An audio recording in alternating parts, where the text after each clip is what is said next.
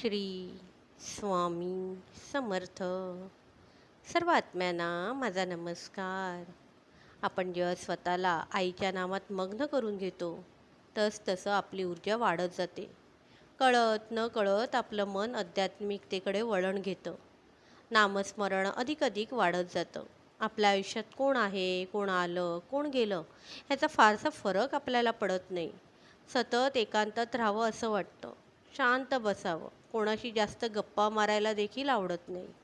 हा सगळा प्रभाव आपल्या ऊर्जेचा असतो, जो आपण आईच्या नामस्मरणातून प्राप्त करत असतो. आपण सहसा कोणाशी जास्त बोलत नाही, कोणत्या कामात मन लागत नाही. आपला स्वभाव पूर्णपणे बदलून जातो. आपल्या मनात कोणाबद्दल राग, द्वेष, क्रोध असे षड्रिपू जे आपले विचार खराब करतात ते आपल्यापासून दूर व्हायला सुरुवात होते. आपलं मन आनंदी राहतं. सगळ्यांबद्दल प्रेमाच्या भावना वाढण्यास सुरुवात होते. जसजसं नामस्मरण वाढत जातं, आपली क्षमता इतकी वाढते की आपल्यासमोर जो व्यक्ती आहे त्याच्या मनात आपल्याबद्दल काय आहे हे देखील जाणवायला सुरुवात होते. आपण जर कोणत्या ठिकाणी गेलो तर तिकडची ऊर्जा आपल्याला जाणवते.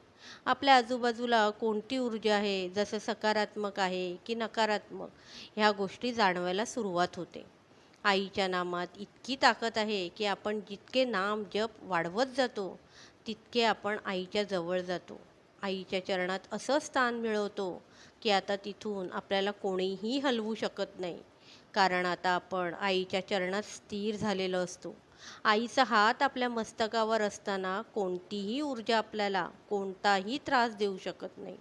म्हणूनच प्रत्येकाने आईच्या नामस्मरणाने स्वतःला इतकं प्रज्वलित करून घ्या की दुसऱ्या वाईट ऊर्जा आपल्याला स्पर्श देखील करू शकणार नाही.